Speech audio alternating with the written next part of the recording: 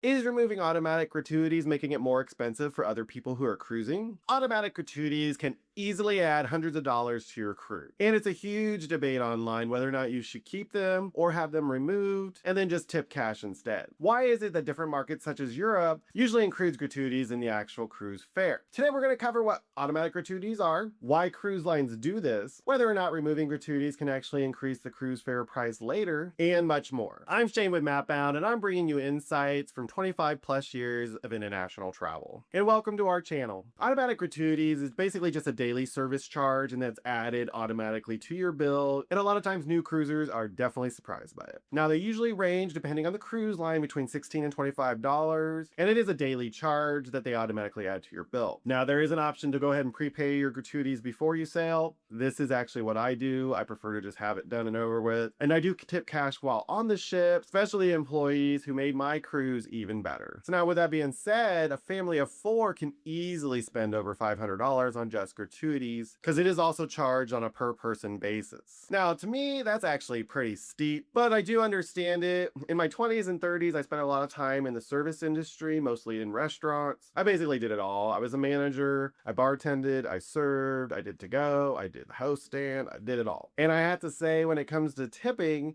people remember the good tippers and the bad tippers. Everyone in between, sometimes. But especially as a manager, of course, I had to stop any conversations like this, but you still heard people say, oh, that table doesn't tip, or oh, that table does tip. Treat them nicely. Makes a huge difference. And I noticed when I tipped, I did feel the employees were more attentive, and it made me have a much better experience. Now this does cover more than just the people who you're going to see on a daily basis. It usually includes a lot of the people behind the scenes too as well. And then it's distributed depending on the cruise line. Certain percentages go to certain areas. So keep in mind that these gratuities pay more than just the people that you see on the ship, because there's a lot of people working behind the scenes. So why is it that cruise lines don't add automatic gratuities to the cruise fare? Well, I think one of the biggest ones is marketing.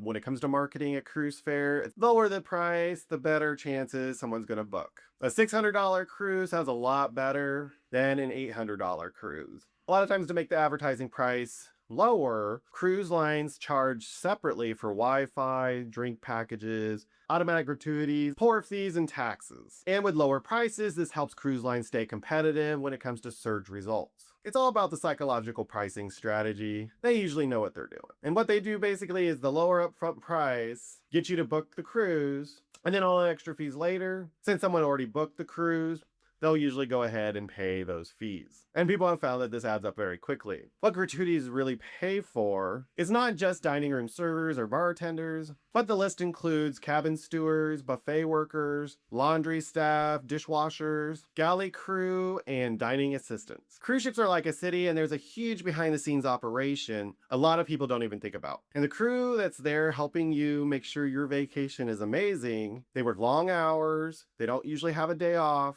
and their contracts last months. But then I had to ask myself, why do some cruisers remove gratuities? This is a very controversial topic, so please let me know your opinion on it in the description below. Now, actually, on my last cruise, I had to turn in my extension cord at guest services, and there was a lady right next to me removing gratuities. To me, I didn't think it was so popular that I'd actually ever see it happen, but it does happen. And a lot of the common reasons people want to remove gratuities is because the cruise fare is too expensive as it is. Now, another reason could be maybe they didn't like the service of the cruise ship.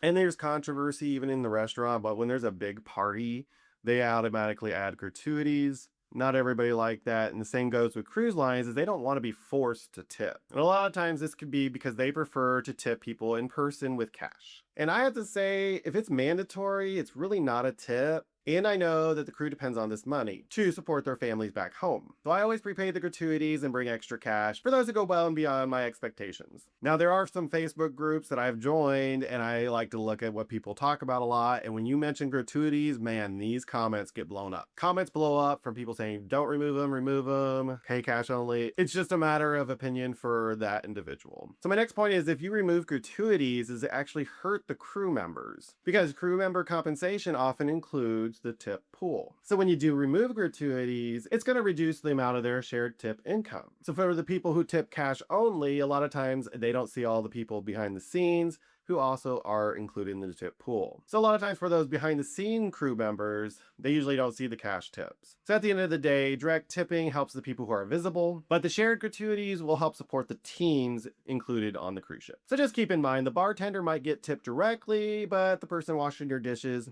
probably won't. Now this one was new to me, but if you book a cruise line in another market, say Europe, a lot of times cruise lines already include the gratuity in the fare. But in other markets like the US, they charge gratuities separately when you book the same cruise, but just in a different market. Now, some of the reasons behind this is actually that European pricing laws when it comes to tipping is usually a lot more stricter than, say, the US is. And each region can have different expectations when they're booking a cruise. And usually with other markets such as Europe, a lot of times they want to see the all-inclusive price because that's what that region expects. And myself included, but a lot of Americans don't even know that this exists. So with this being said, if a cruise ship has people from all over the world booking, you may not pay the same price as, say, somebody from a different market, but you can be all on the same ship. Cruise lines are starting to do a more bundled pricing system, and they're starting to have more all-inclusive models. Now, this is where it could backfire for the rest of us, as the cruise fare may go up. So in reality, removing gratuities to save money may actually make it more expensive to cruise in the future. Now, for this example, I'm using an MSC's UK website. I looked at 4-night cruise out of Miami on the MSC Seaside departing August 31st. While looking through the MSC UK's policies, I did find that their fares already include service charges and gratuities. It specifically states that gratuities are included in the cruise fare. Then I went over to the MSC US website and looked at the exact same sailing, same ship, same date, same itinerary, but the pricing was completely different. On the US website, MSC does clearly state in the terms and conditions that a $17 per night gratuity charge will be added. So I compared the numbers. On the UK website, after converting the fare to US dollars, the total came to about $482.99, and that already included gratuities. On the US website, the cruise fare itself was about $299.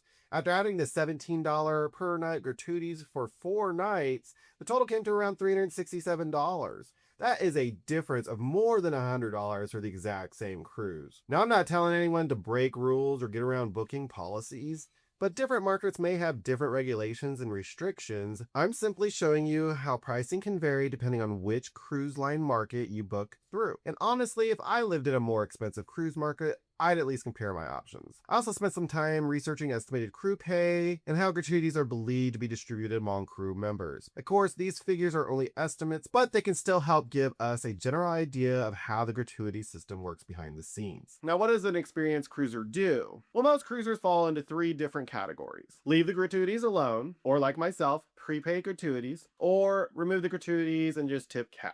And there is no universal agreement on what you should do. It's really based on what your opinion is, what your budget is, and what you want your service experience to be like. Because remember, in my experience with tipping, I typically get a lot better service than when I didn't tip. And a lot of times I think people make the decision about automatic gratuities without all the knowledge that they have when it comes to cruise line tipping. Now, there's no perfect answer, but there's a huge difference between understanding how the system works and being surprised by it. Cruise gratuities is one of the most debated cruise topics. Some people want fully transparent pricing, while others prefer a lower upfront cost. The biggest mistake isn't paying the gratuities, it's not knowing how they work before you book. Now, did you know that other markets like Europe may have gratuities already included in the fare? My name is Shane with MapBound. Now, please look at my recommended cruise products as well as my Facebook page, and of course, check out our website. And if you enjoy honest cruise discussion without all the fluff, hit subscribe and remember, travel is life.